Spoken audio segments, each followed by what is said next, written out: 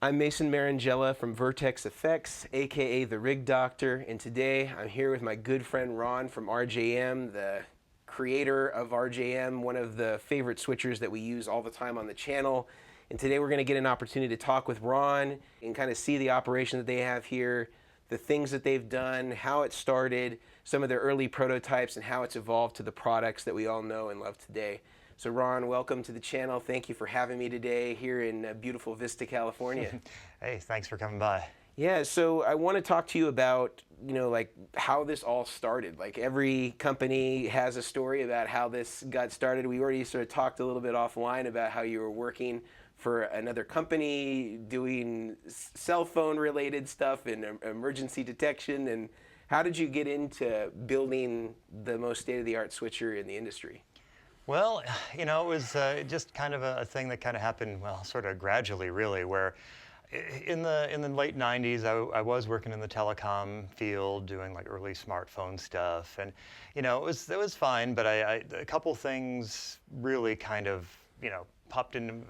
A couple things kept coming back to me, where it's like I really don't like working for other people, and and I really enjoy working on these kind of electronics and projects and all that, and in my little telecom world, I was doing software only, and just kind of got a little tiny piece of a much larger project, and so I just kind of got tired of it, and somewhere along the line I got the courage to just say I'm out of here, and just kind of went off on my own.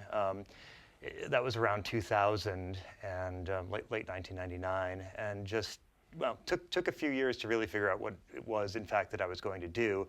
But I'd always been a, at least amateur guitar player since I was a kid. And, and even actually, probably about 6 months after I started playing guitar, I first fired up a soldering iron and like started building, little fuzz pedals and stuff. And so it was, the two were always, connected for me. It wasn't, it was as much about the gear as it was about the playing. Right. And pretty well, and then through college and everything, I could tell my direction was much more engineering than actually being a musician. But anyway, so then after that bailing out of the corporate world, I just started just building a few pedals in my garage again for the first time in many years, and just kind of started thinking, and then after picking up a new amp, I said, this amp's got all this foot switch and these buttons and all this stuff, and it's kind of a drag that we have to use this separately from the other stuff that we're stepping on, and I was aware of things on the market that had been out there, like the Rockman, the Shoals MIDI Octopus and things like that, and that was long gone even at that point.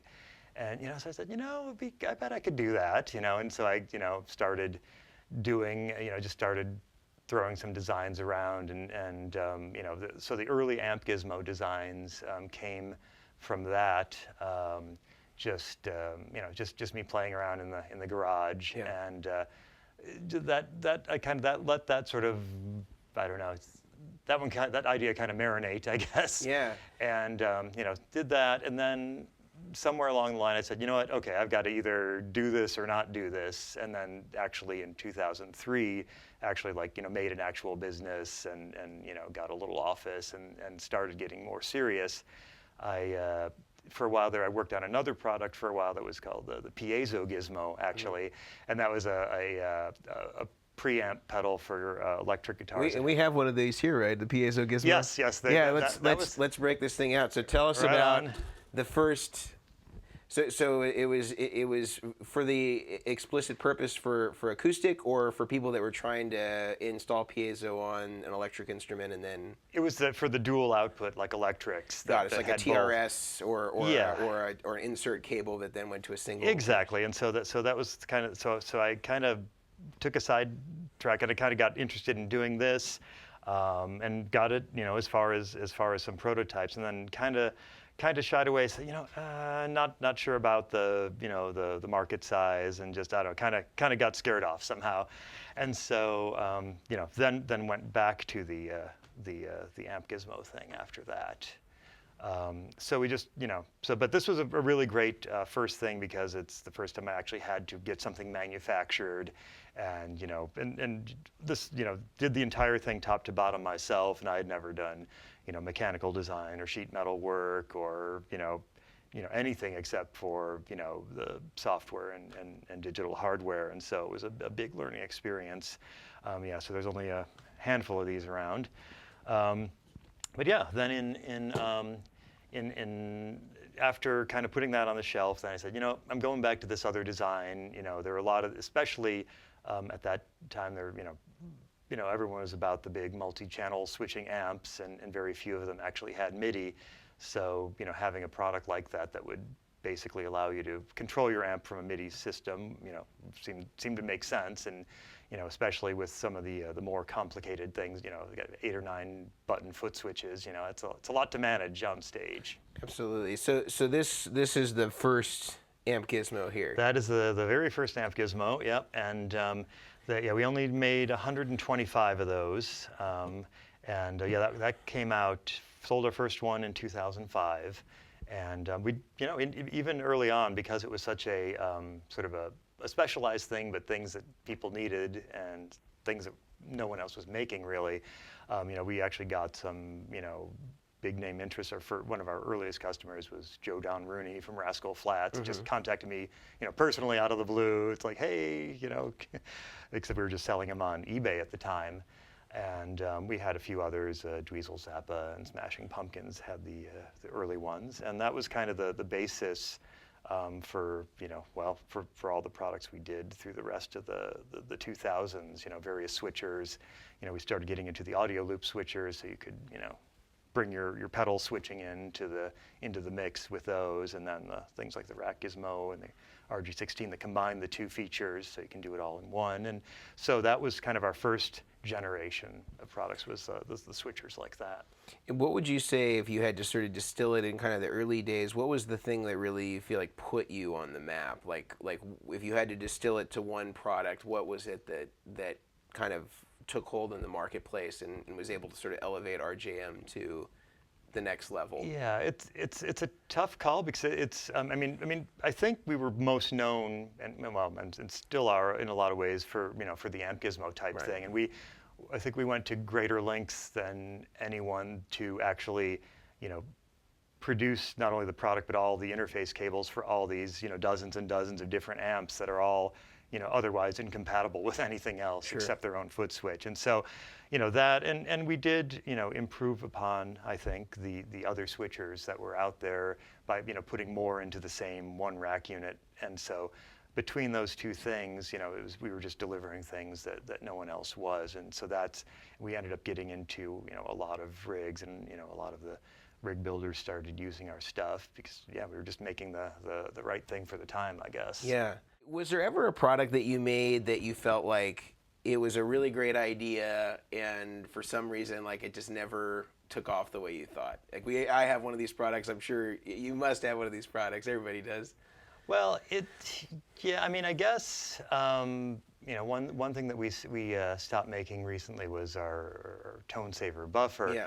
And and it's a really good product. It's a really important product. Absolutely. And basically, I think the problem mainly was that we just didn't have the sufficient marketing and education. Yeah. People just it seems like such a simple thing, and if you don't really understand it, you may think it's actually doing nothing at all, or until you really you have to show people this is how it's going to improve your tone. Yeah. It isn't going to create this massive new sound. It's just going to it's dialing in the details.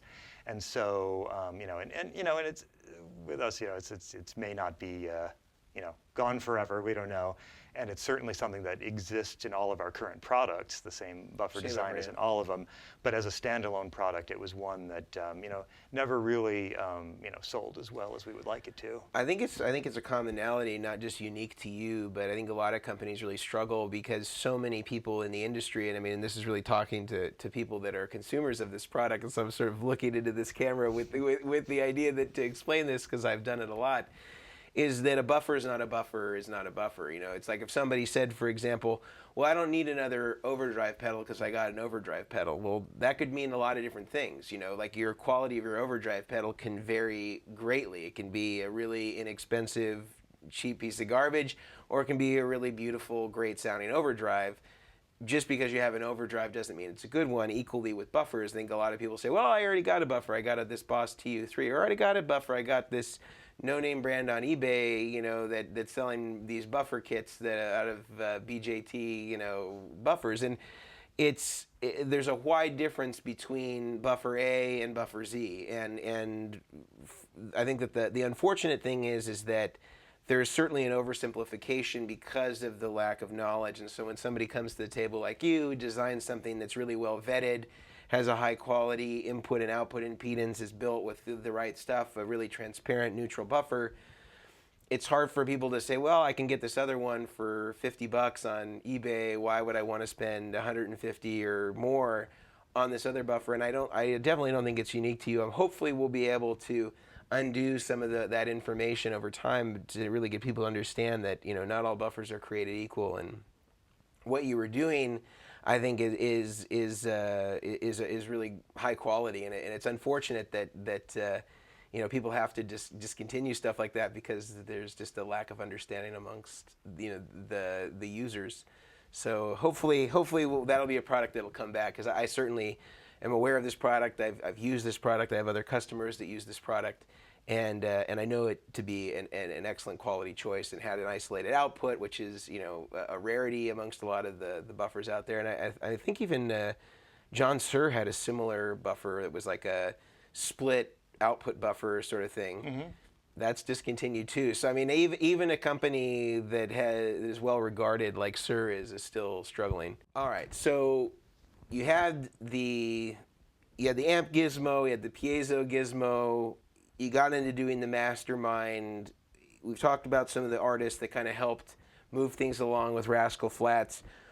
What would you say up to this point has been like your best-selling product of all time? Like what do you feel like is like the flagship product? If somebody is, you know, learning about RJM, what is it that you feel like you're most proud of, that you're best known for?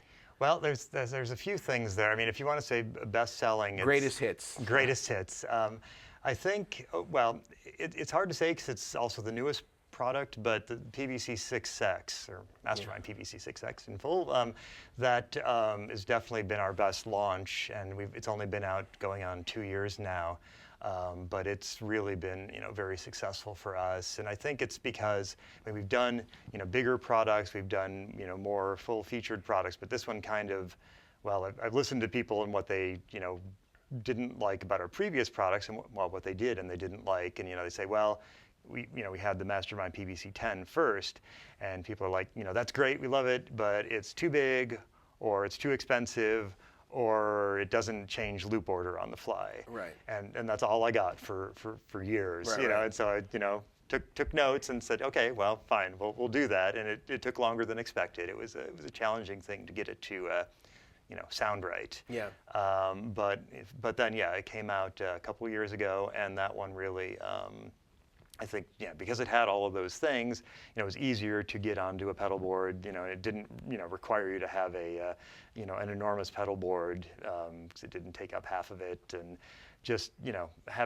but still having all the functionality of the other Masterminds, where it had, you know, a full MIDI implementation and editor software where you could remap the buttons, and, you know, it still had all that stuff in there. And I mean, you could use it as a basic looper, and that's one of the things I really try to do is, you know, have a, you know, kind of an easy layer on top where you can use it like another loop switcher and just, you know, do basic programming without really getting too far into it. But if you want to dive in and you know, change your buttons and, you know, do, you know, MIDI sysx stuff and just all this crazy stuff, you know, the stuff's all under the hood, and you can get in there and do that kind of stuff. Yeah, I mean, one thing I really appreciated having, you know, owning this product myself, the PVC-6X, is how versatile it is, and a lot of people don't even realize that, you know, you can even, with those stereo loops, you can go way beyond the 6 loops itself. What's the total number of loops you can actually do with the stereo loops? It's actually 11.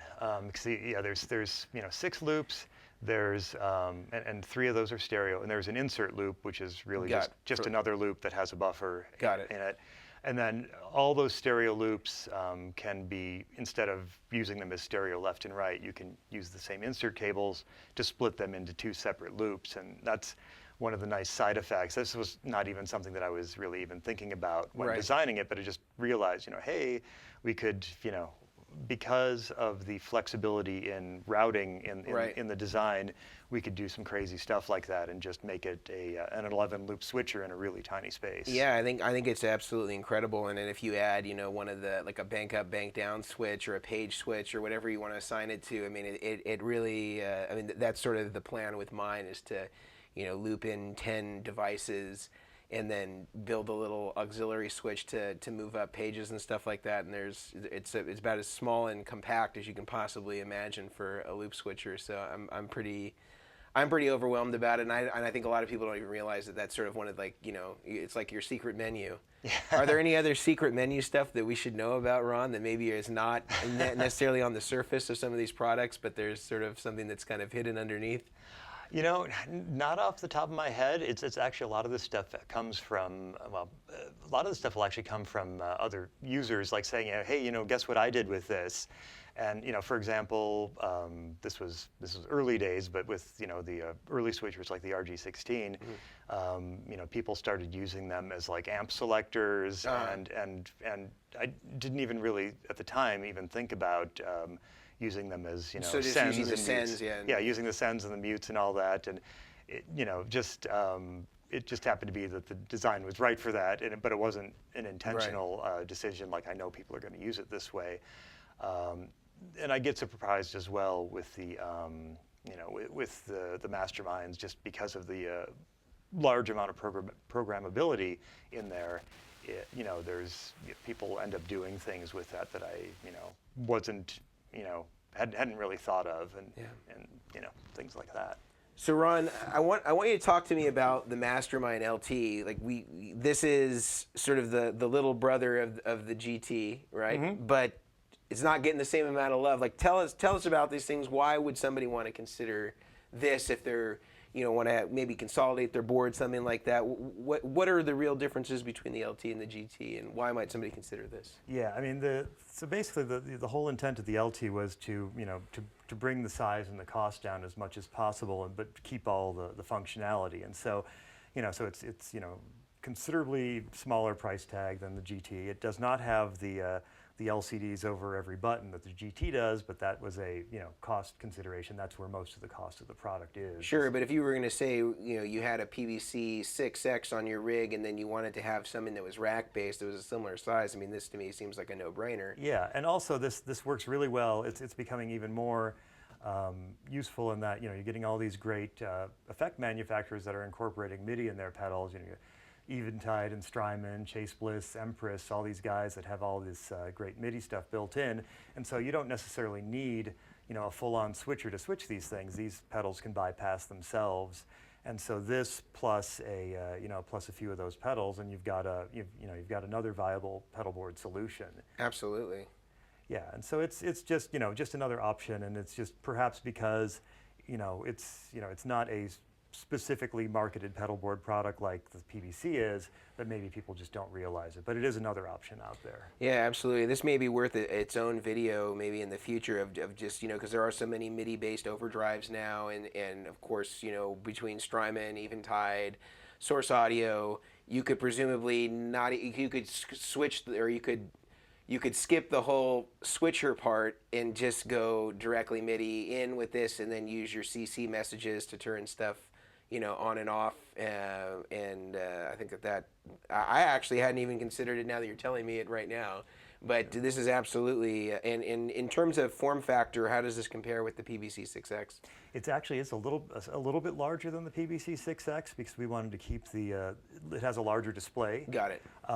But it's in the buttons are a little more spread out than on the PVC 6.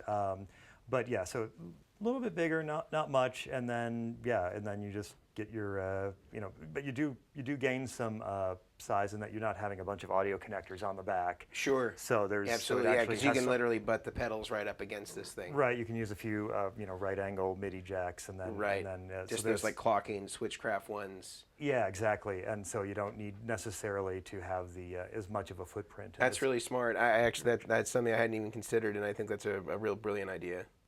So Ron, let's talk about the mini effects gizmo. For people that don't understand what this is, if this could be implanted into this, it would sort of be like the PVC-6X, correct? Yes, yeah, okay. And so that's so that's the original mini effect gizmo is a 5-loop audio switcher, and it's designed to be operated under MIDI control. Obviously, no foot switches on here, but it is kind of that other part of a switcher where in a PVC-6X they would be integrated with these and same, yeah. But I have built myself a pedal board with one of these where, having that on top, the LT on top, and this underneath, it actually does save some space overall if you've got a pedal board that has significant underneath space. Sure. So if you had like a temple or a pedal train, you could use this as an option to kind of stash it. Exactly. And I will mention that we are coming out with a new version of this. Okay. And what are some of the new updates to it? Yeah, and so basically it's going to be 6 loops instead of 5. Okay. All of them stereo capable. Okay, so you could make it up to 12 then, if you were doing the insert cables. I'll get to that. And then there's 2 function switches as well for amp channel control or analog tap tempo or whatever. Mm-hmm. So basically, the new one is going to be basically a PVC-6X without the foot switches and the LCD and all that. Got it. So you could pair it up with the Mastermind still and kind of have something similar in terms of foot switches matching loops. Yeah, exactly. And also, you could use it in addition to, like, if PVC-6X isn't enough loops, you want more. Right. You could throw one of these guys in there. Right. And so that's the plan. That's on hopefully what is the last prototype right now. Okay. And what I was talking about with the loop stuff. It will have a lot of those cool things that the PVC-6X has as far as the loop reordering and the ability to split the stereo loops, but that is going to need to wait until we have the editor software for it. It'll be usable as a normal switcher before the editor, and then somewhere in 2021 we will have the editor, and then it'll open up all this other cool stuff it can do. Really cool. Yeah, well, I'm looking forward to that. So if people do want to stay up to date on that, what is sign up for your newsletter on your website's a good way to stay up to date? Yeah, for sure. Do that, and we have a YouTube channel as well, and we'll certainly be social medias and all that, I'm sure it'll be announced, so we can follow you for that. Absolutely. Wonderful. Now, another thing I think that a lot of people don't know, and I think that the consequence of the internet is that you can look to be a completely different size than you are. RJM is truly a family-owned company. How many people are like working here at any given week in total, would you say? Well, we're really small. We've got myself and my wife. Yep. I've got our 3 daughters who are now helping out. 3 daughters. Yep, and they help out part-time, and we do have 3 other part-time people, but especially since COVID, they are not here that often. We can't keep them here very often. So yeah, there's really so a real corporate monolith. Yeah, we're a titan of industry here. Yeah, and I think that this is something that I appreciate right away. Just like being able to know that the people that are on the other side of this product is a family-owned, that 3/4 of your staff are family members. That, I mean, like, we're in your layer here, and you're literally like putting this stuff together. You're QCing this stuff. This stuff is getting programmed here, I would presume, or at a nearby. I know that all the contractors that you use for getting metal and all that stuff are all within a really small radius of where we are right now in northern San Diego County. So it's like, in the food industry, they have like a farm to table. This is like kind of the farm to table switcher here, Yeah, it kind of is. Yeah. We found that basically, we just can't afford to, send someone off to China to go fix a problem if something goes wrong. We can just go, drive down the street and bust some heads if we need to, and so it's just nice, and it's just nicer to have good relationships with all of our vendors, and it just makes things easier for us, and it just results in a better product overall for sure. It's because we can have a lot more control over the end product when we can work with these guys. We're building rigs for the purposes of YouTube, but anytime I send you a message, or if I have a question about some sort of programming thing, I know that maybe we have a certain privilege of being rig builders, so we hear back from you right away. But even for some of my customers who have been on the receiving end of these rigs that we build, and they have some of your product, they've had equally kind of glowing reviews of how fast they get email responses almost instantaneously. And I know that that's not something that we could just go to fill in the blank switcher maker, send them an email about a programming issue that we're having, and expect to get a coherent answer from the person that designed the product themselves. And so to me, being able to go directly to the source, being able to get that information, it's so invaluable. And especially if you're considering buying a switcher, like, there's a certain learning curve in doing MIDI, in getting all this stuff set up, and being able to actually talk to the person who's designing this product for you. That's a huge asset and advantage that I think is pretty unparalleled across the spectrum of those that are making switchers. So I really appreciate that about what you guys are doing here, Ron, and we know that what's being sourced is really kind of a family-owned business, best of the best stuff, and as I said, it's the farm to table of switchers. I like that. Yeah. maybe our new slogan. Yeah, it'll be huge in the farming communities. The other thing I want to just hear from you is, like, we talked about different artists that kind of help like land you. What are, like, people who have never heard of RJM before? What kind of bands are on tour with this stuff like right now? Like, if we were just doing a macro view, who's got this stuff on the road right now? Okay, well, just the greatest hits. Not to leave any of you out of you esteemed artists, but who are some of the people that are? Yeah, I mean, over the years, it's been actually, we've been really fortunate. There've been a lot. Rascal Flatts, Smashing Pumpkins, Muse, Rush, Def Leppard. Right.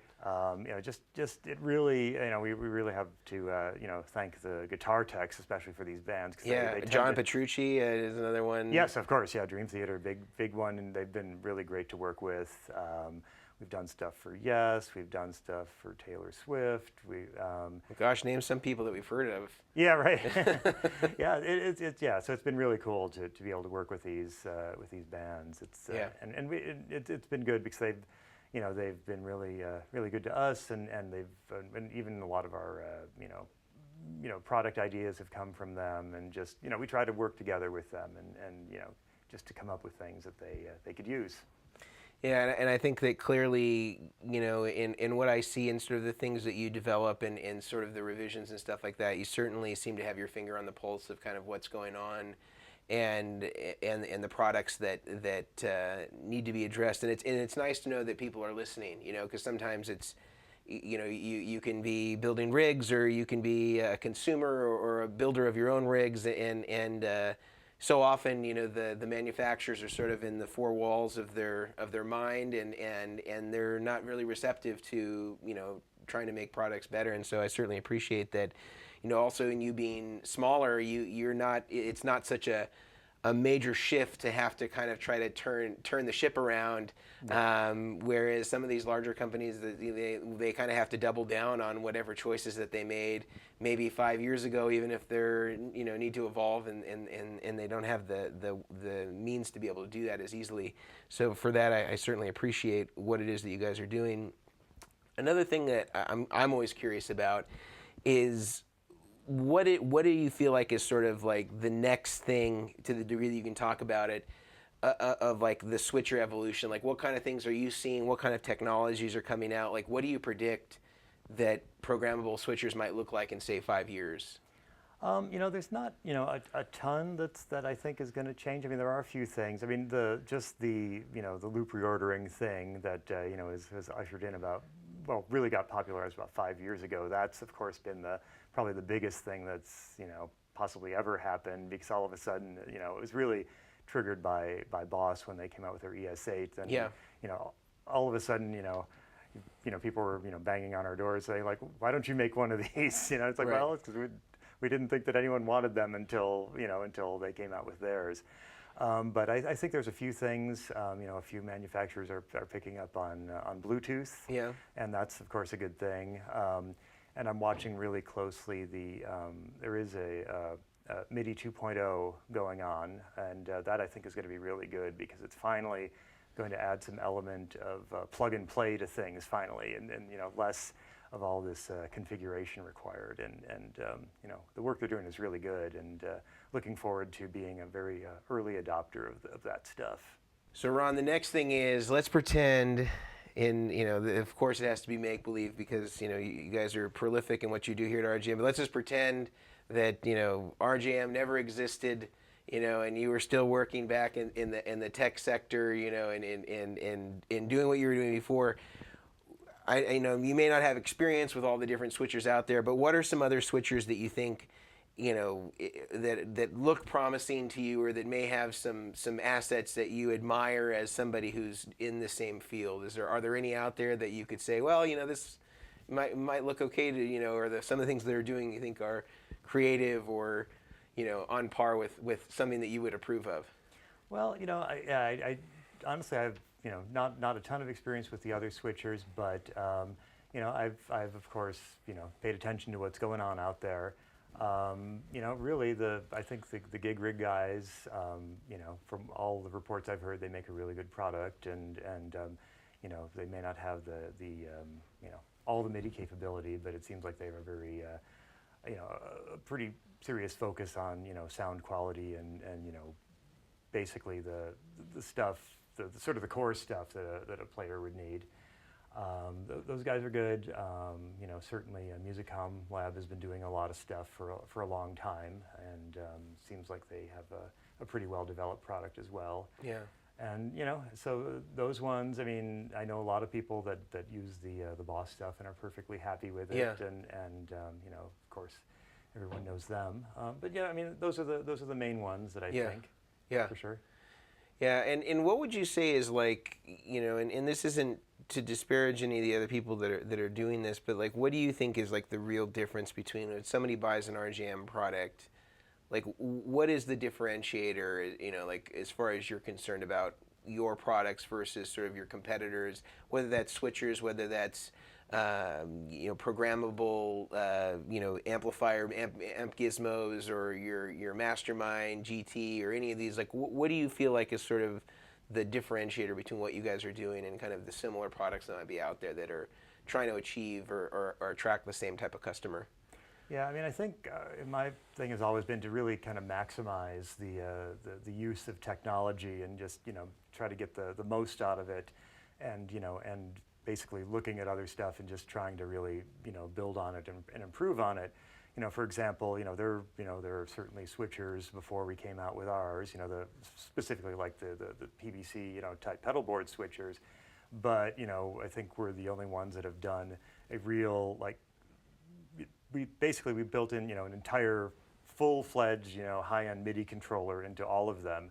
You know, we started with our Mastermind GT, which is, you know, a big, you know, flagship MIDI controller, and you know, I did that first for a very good reason of I wanted to be able to take that design and then repurpose it for smaller and different products. And so, you know, everything that big, you know, huge 22-button MIDI controller can do, you know, a PVC-6X can do, as far as, you know, programmability and MIDI and, you know, editing through a computer and all that stuff. And so we really wanted to have, you know, really deep functionality in there, you know, have it do, you know, what you would expect a switcher to do, but have all this other stuff underneath as well.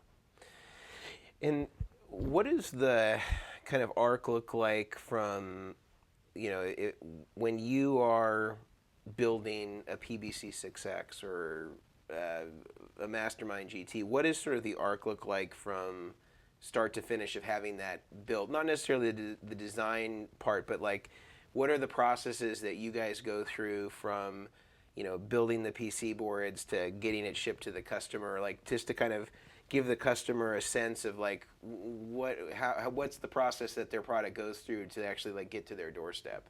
Oh yeah, so we are very hands-on with this stuff. We we don't just call up a manufacturer and send them a purchase order and they deliver finished products. We order all the parts ourselves, do our own procurement, and we have our people here, just actually getting all the parts in and getting it all into a kit and getting everything comes from all over the place, and that all goes to a local electronics manufacturer, and they do that.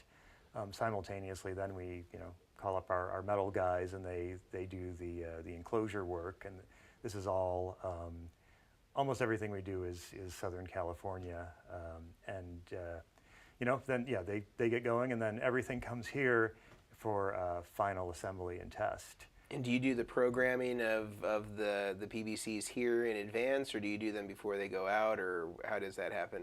It's all like basically as part of the final assembly and testing. They get programmed, and that's all kind of one process, and then we just leave them on a shelf over there and just burn them in overnight, and then we run a second test, and just we want to have our hands on them. And you box them and ship out every unit that you guys sell? Yes, everything comes out of here, and everything is, well, can't say that everyone is touched by me anymore, but definitely one of our people here. Right. One of the 5 family members. Exactly. One of the, or four family members. Yeah, exactly. One of the So yeah, definitely it's one of us, and it's being built at this table here. Right. And it's all all in the family or something like that. Yeah, I know you guys are. This is the MIDI switcher mafia.